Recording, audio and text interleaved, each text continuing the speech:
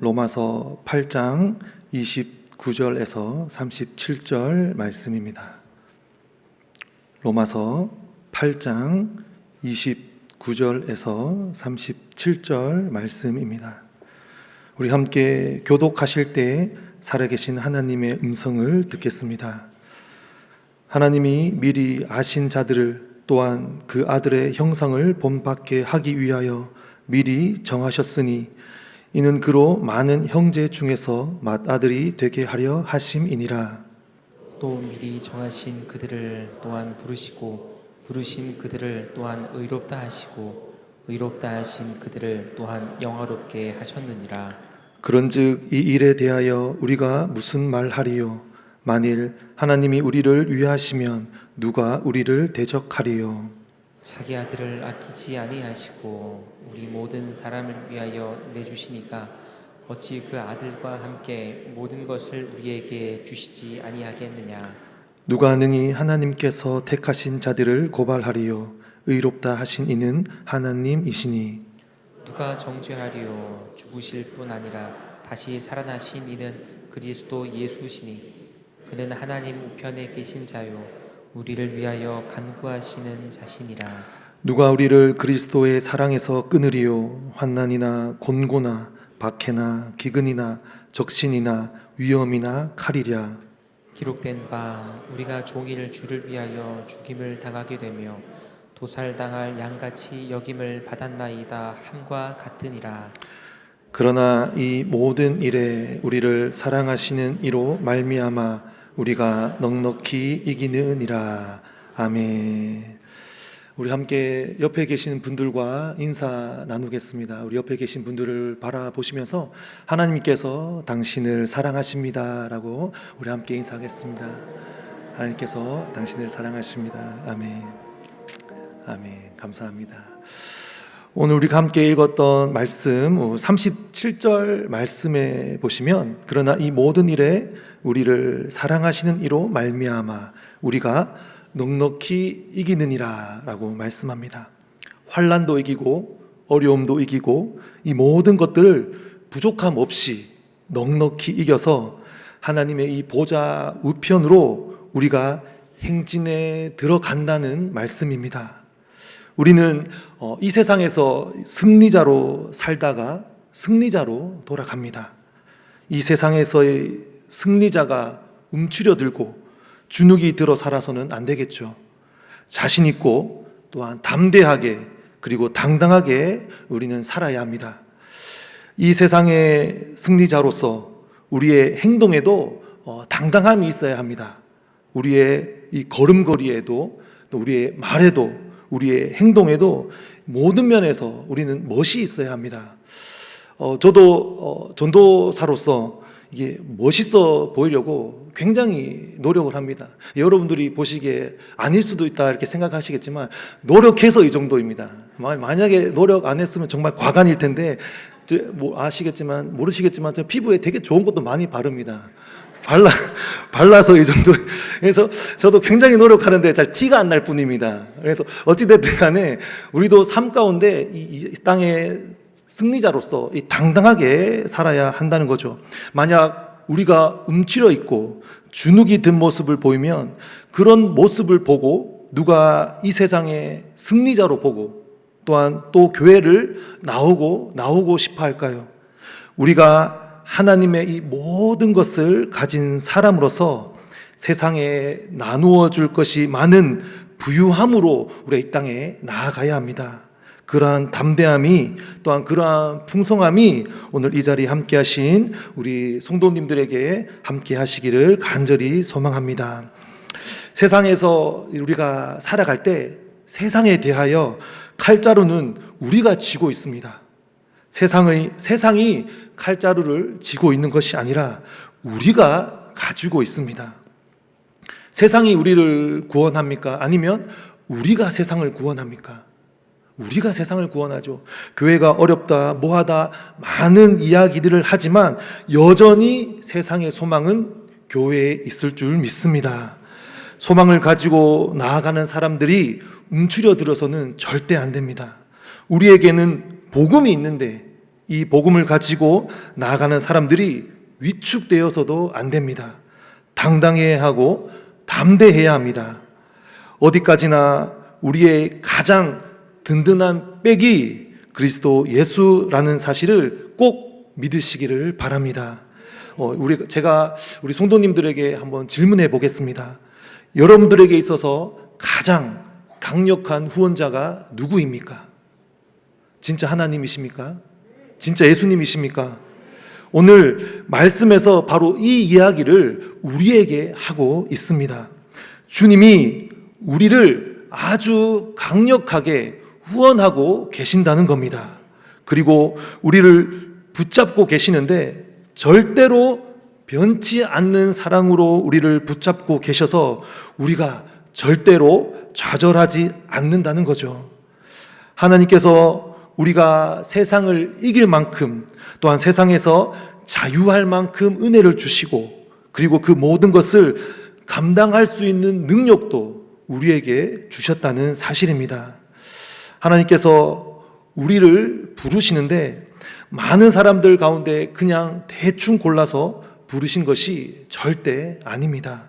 하나님께서 우리를 부르실 때 구원에 대한 계획을 우리 가운데 말씀하셨습니다. 이와 같이 너희를 데려가겠다. 이 구원에 대한 계획이 바로 오늘 우리가 함께 읽었던 말씀 29절과 30절 말씀에 우리 하나님께서 말씀하고 있습니다. 하나님이 미리 아신 자들을 또한 그 아들의 형상을 본받게 하기 위하여 미리 정하셨으니 이는 그로 많은 형제 중에서 맏아들이 되게 하려 하심이니라. 또 미리 정하신 그들을 또한 부르시고 부르신 그들을 또한 의롭다 하시고 의롭다 하신 그들을 또한 영화롭게 하셨느니라. 하나님은 우리가 어떤 사람인 줄 알고 부르셨다라고 이야기를 합니다. 우리가 얼마나 넘어지기 쉬운 사람인지, 상처받고 또한 지극히 작은 사람인지 하나님께서는 다 아시고 우리를 부르신 것입니다. 하나님께서 실수하셔서 우리를 이 많은 사람 가운데서 부르신 것이 절대 아닙니다. 하나님의 일을 맡길 수 있고 하나님의 영광을 나타낼 수 있고 하나님의 능력을 이 땅 가운데서 살아낼 수 있는 우리를 하나님께서 아시고 부르셨다라고 말씀합니다. 제가 오늘 이 말씀을 준비하면서 저부터 이 말씀으로 얼마나 큰 위로를 받았는지 모릅니다.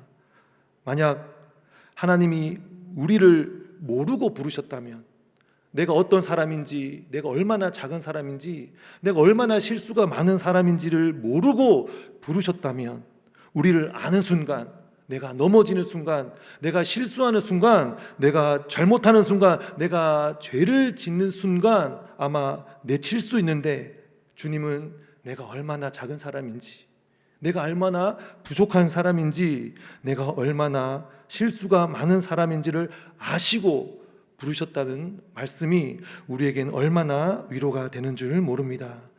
우리는 넘어지기도 합니다. 때때로 실패하기도 합니다. 때로는 베드로처럼 주님을 모른다 말할 때도 있습니다. 그럼에도 불구하고 하나님은 우리를 다 아시고 우리를 부르셨다는 사실입니다. 그렇다면 하나님께서 우리를 어떻게 부르실까? 그 마음을 주시는 이가, 그 마음에 소원을 담으시는 이가 하나님이다라고 말씀하고 있습니다. 하나님이 우리의 예배를 받기를 원하셔서 부르신 것입니다.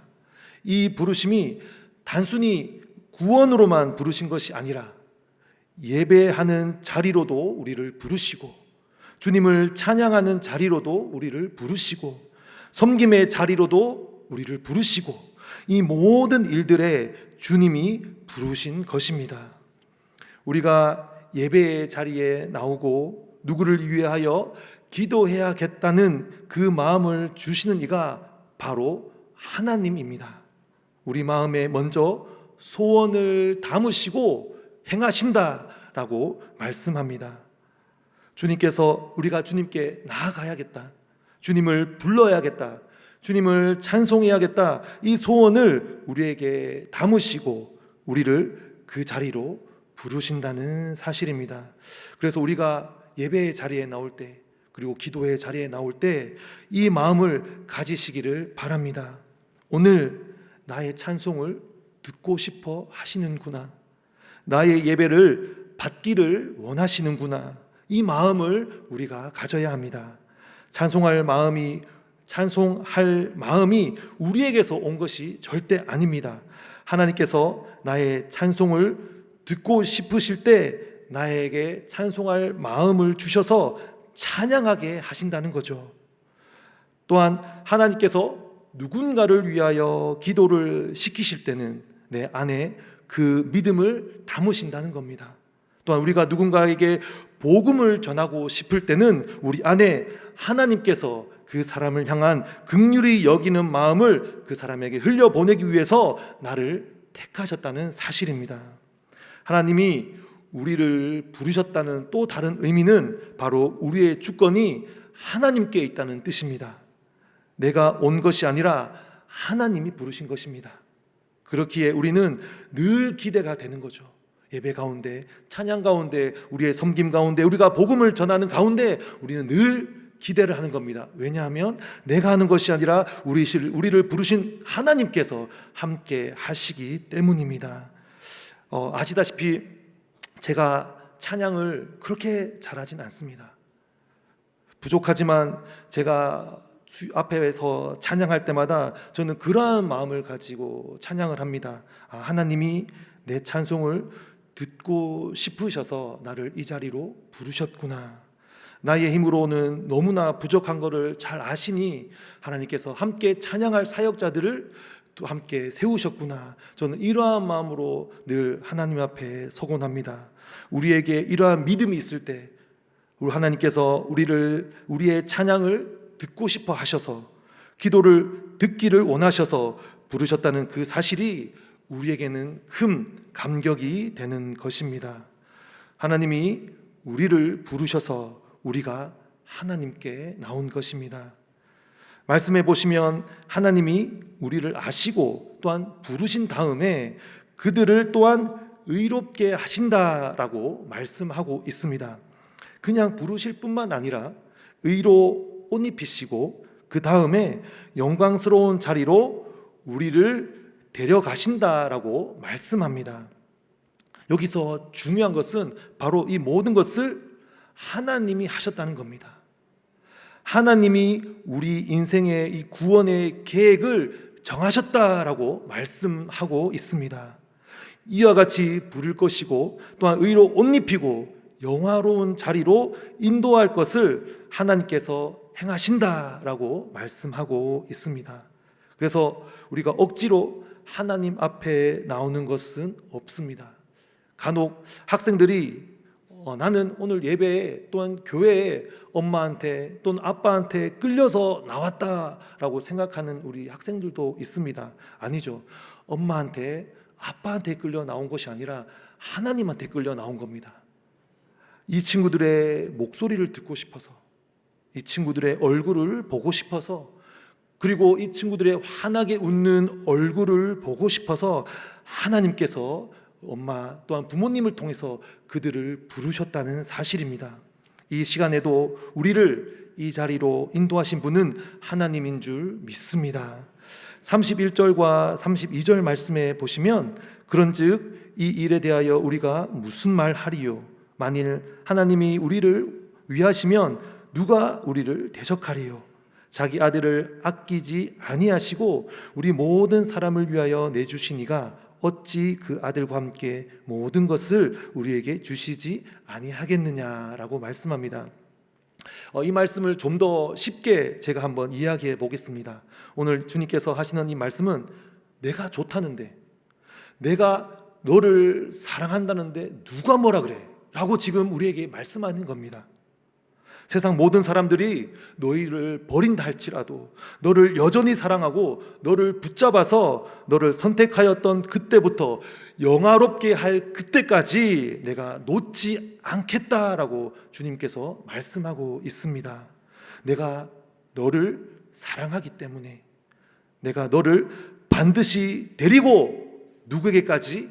아버지께로 가겠다라고 우리에게 말씀하고 있습니다. 그러므로 우리가 세상의 눈으로, 세상의 잣대로 우리의 스스로를 괴롭게 할 필요는 없습니다. 세상의 기준들이 참 많이 있죠. 세상의 기준들이 많이 있습니다. 결국 이 세상의 기준은 다 우리가 만든 겁니다. 우리가 만든 거죠. 우리가 만든 기준으로 우리가 스스로 괴로워하고 있는 겁니다. 그래서 우리가 그것 가지고 괜히 우리 스스로를 괴롭게 할 필요는 전혀 없습니다. 우리의 모양은 여러 가지일 수 있습니다. 우리의 생각은 여러 가지일 수 있습니다. 우리의 형편은 여러 가지일 수 있습니다. 그러나 중요한 것은 다 우리는 하나님의 자녀라는 사실입니다. 정작 우리를 괴롭게 하는 것은 따로 있습니다.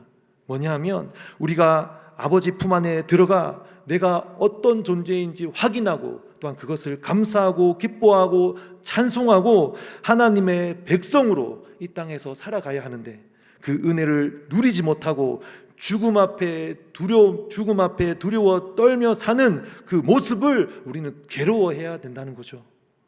평안한 마음으로 또한 기쁨과 찬송으로 하나님 나라를 살아가는 것이 우리에게 가장 큰 복일 줄 믿습니다.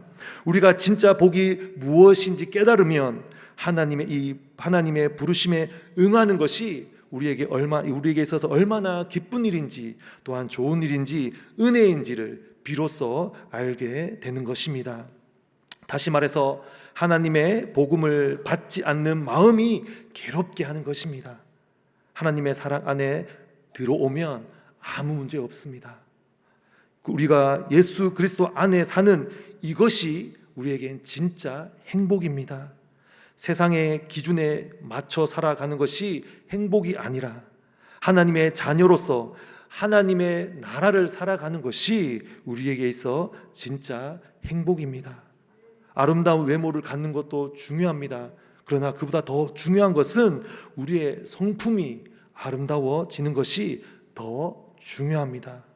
우리의 행복은 하나님 뜻 안에서 사는 것입니다.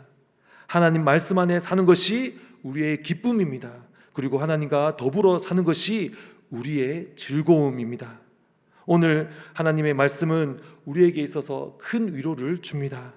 세상의 기준이 아니라 하나님이 우리가 좋아서 데려가신다라고 말씀하시는 거죠.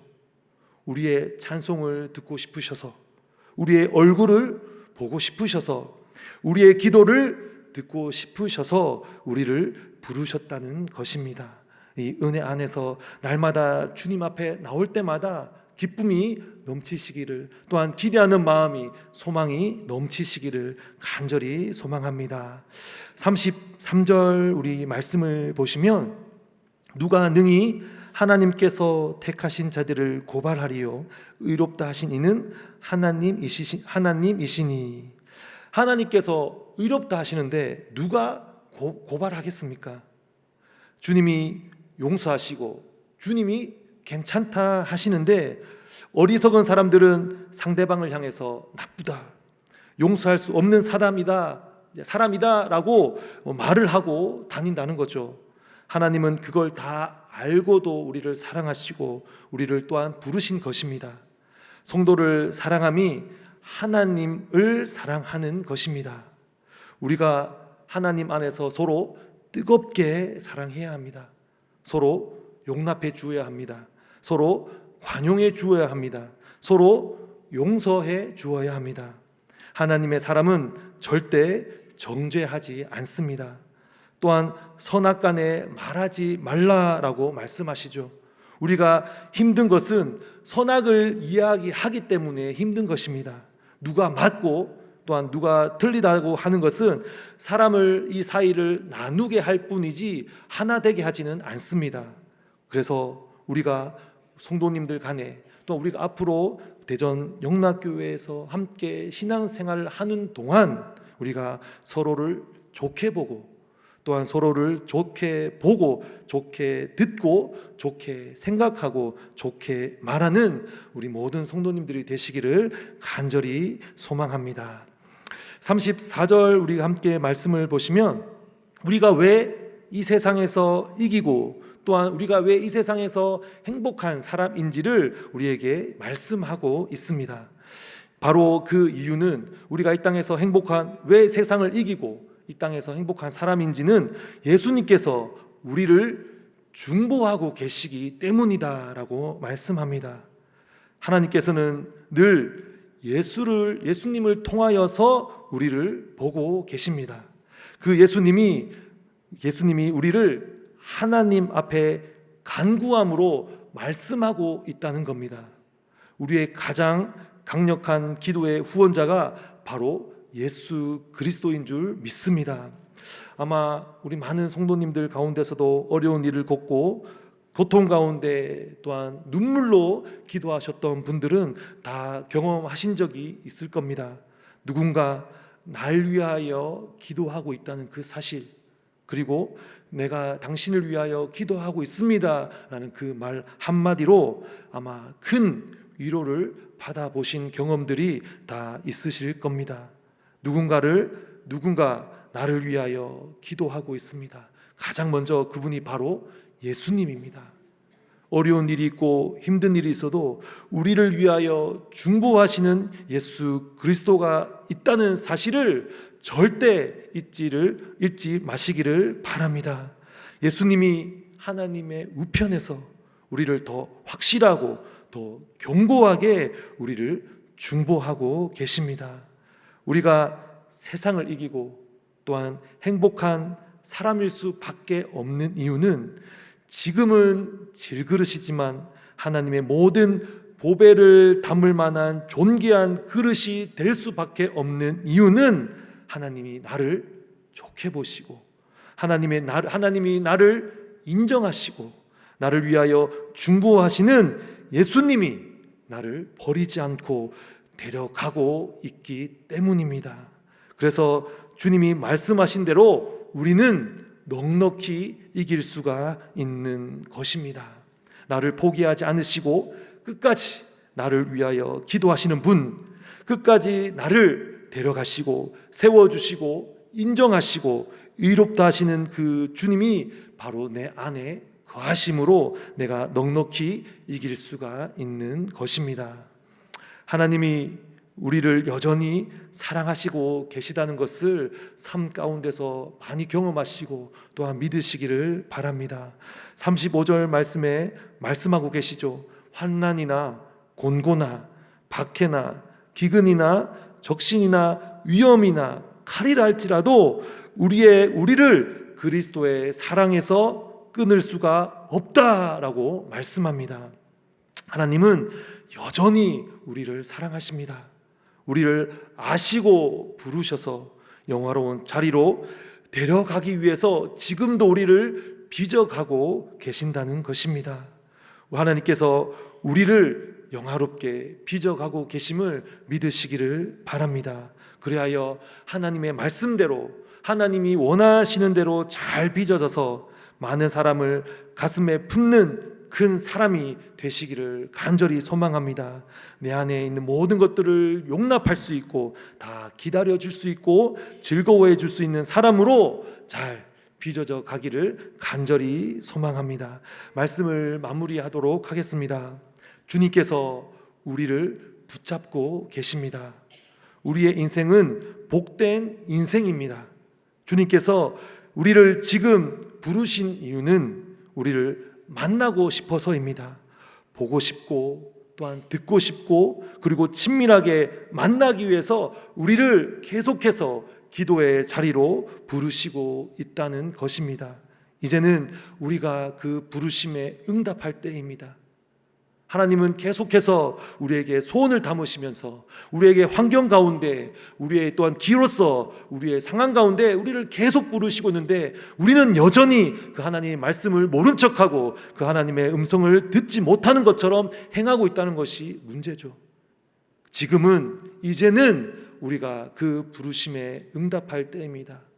기도의 자리로 더 많이 나오시기를 간절히 소망합니다. 예배의 자리로 더 많이 나오시기를 간절히 소망합니다. 찬송할 마음을 주시고, 기도할 마음을 주시고, 사랑할 마음을 주시고, 위로할 마음을 주시고, 격려할 마음을 주셔서 그러한 자리로, 또한 그러한 환경으로 우리를 데려가고 있다는 사실을 믿으시기를 바랍니다. 하나님의 사랑이 여전히 우리 성도님들을 붙잡고 계시고, 또한 그 사랑으로 우리를 인도하고 계시다는 그 하나님의 확실한 사랑 안에서 날마다 넉넉히 이기고도 남는 은혜가 우리 모든 성도님들에게 있으시기를 간절히 소망합니다. 기도하겠습니다. 하나님께서 우리의 찬송을 듣기를 원하셔서 부르셨사오니 주님 감사합니다. 우리를 더 친밀히 만나기 위하여 기도의 제목을 주시고, 또한 기도할 마음을 주셨으니 주님 감사합니다. 아버지의 부르심 안에 우리의 모든 것들을 용납하시고 점점 더 영화롭게 우리를 빚어가 주시옵소서. 우리 안에 주님의 권능이 있고 예수님이 끊임없이 중보하고 있기에 우리가 넉넉히 이길 줄 믿습니다. 지금 당장 어렵고 힘든 일이 있다 할지라도 나를 도우신 이가 계시고 우리를 믿고 기다리는 이가 계시며 우리를 끊임없이 중보하시는 주님으로 말미암아 우리가 넉넉히 모든 일에 믿음이 이기게 하시고 말씀이 이기게 하시고 성령이 이기게 하여 주시옵소서. 아버지의 부유하심과 풍성함 충만함에 이르도록 우리를 복되게 하여 주시옵소서. 날마다 주님으로 우리에게 말씀하시고 또한 그 말씀에 순종하며 승리자의 삶으로 살아가는 우리 모든 성도님들이 될 수 있도록 아버지께서 인도하여 주시옵소서. 언제나 우리 가운데 주님께서 함께 하실 줄 믿으며 살아계신 예수님의 이름으로 간절히 기도드립니다. 아멘.